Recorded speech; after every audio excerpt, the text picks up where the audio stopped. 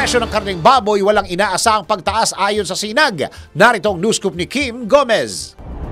Walang magaganap na pagtaas ng halaga ng karneng baboy kahit mataas ang demand nito sa holiday season. Ito ang sinabi ni Samahang Industriya ng Agrikultura Chairman Rosendo So, kung saan walang dahilan para maitaas ang presyo ng baboy dahil mababa ang farm gate price nito.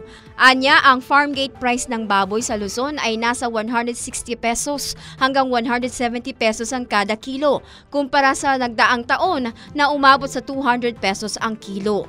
Giit pa ni So, ang retail price ng baboy sa palengke ay dapat nasa 290 pesos hanggang 320 pesos kada kilo. Samantala, batay sa monitoring ng Department of Agriculture, ang retail price ng pork ham ay pumapalo sa 260 pesos hanggang 330 pesos kada kilo, habang 260 pesos hanggang 400 pesos naman ang kada kilo ng pork liempo. At yan ang news scoop. Ako si Kim Gomez, nagbabalita ng tama, naglilingkod ng tama.